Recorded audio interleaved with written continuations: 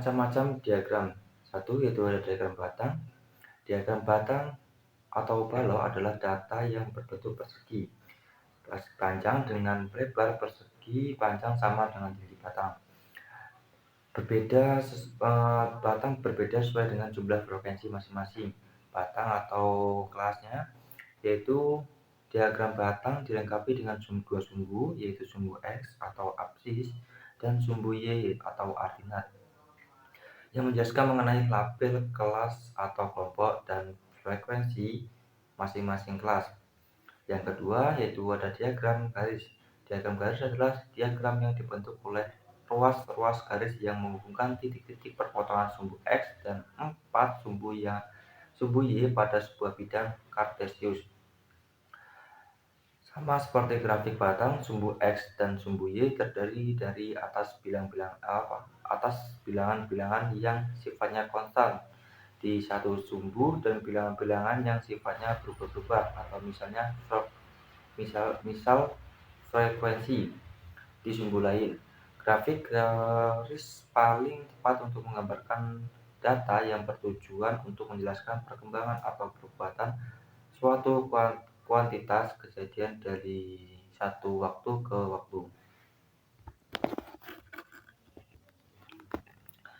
Yang ketiga yaitu ada diagram lingkaran. Grafik atau diagram lingkaran adalah grafik berbentuk lingkaran yang terbagi menjadi juring-juring yang menjarang kualitas masing-masing kelas atau kelompok yang ingin dijelaskan.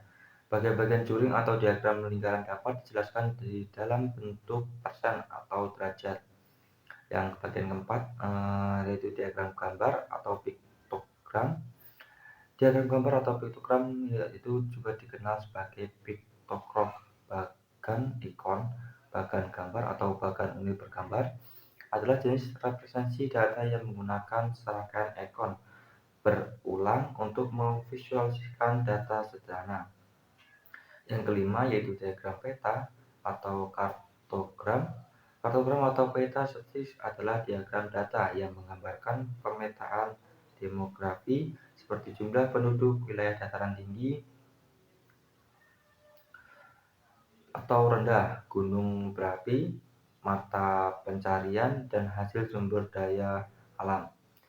Dan selanjutnya yang keenam yaitu diagram titik atau pencar. Diagram titik atau pencar adalah kumpulan titik koordinat pada diagram kartesius, di mana setiap sumbu mewakili sebuah kuantitas 7 yang ingin dijelaskan hubungannya. Materi yang selanjutnya, tabel distribusi frekuensi. Distribusi frekuensi merupakan rangkaian data angka menurut kuantitasnya dan kualitasnya. Rangkaian data angka menurut kuantitasnya disebut distribusi frekuensi kuantitatif. Begitupun sebaliknya, data yang disusun menurut kualitasnya disebut distribusi frekuensi kualitatif. Dalam tabel distribusi frekuensi dikenal beberapa istilah. Yang pertama, kelas interval. Kelas interval mengandung tabel distribusi frekuensi terdiri dari beberapa kelas. Secara umum ada 5-15 kelas. Yang kedua, ujung kelas merupakan nilai ujung setiap kelas dalam distribusi yang digunakan sebagai pedoman untuk memasukkan angka. 8 angka hasil observasi ke dalam kelas. Ada 2 ujung dalam setiap kelasnya, yaitu ujung bawah kelas dan ujung atas kelas. Yang ketiga, batas kelas. Batas kelas merupakan angka yang diperoleh dengan cara nilai-nilai ujung kelas dikurangi atau ditambah dengan tingkat ketelitian yang digunakan. Dan yang terakhir, nilai tengah. Nilai tengah merupakan rata-rata hitung dari kedua ujung kelasnya. Cara menghitungnya, nilai tengah sama dengan 12 ujung bawah kelas plus ujung atas kelas.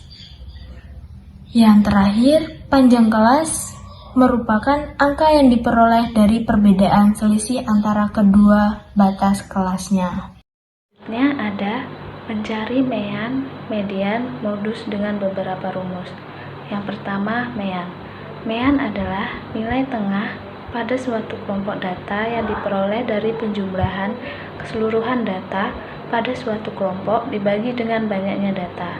Terdapat dua nilai tengah yang biasanya kita ketahui, yaitu nilai tengah untuk populasi dan nilai tengah untuk sampel. Nilai tengah biasanya juga disebut dengan mean atau nilai rata-rata. Yang kedua ada median. Median adalah suatu nilai yang terletak di tengah kelompok data yang telah diurutkan dari nilai terkecil sampai terbesar atau sebaliknya. Karena suatu kelompok terbagi atas dua jenis kelompok, yang pertama itu kelompok ganjil, yang kedua kelompok genap.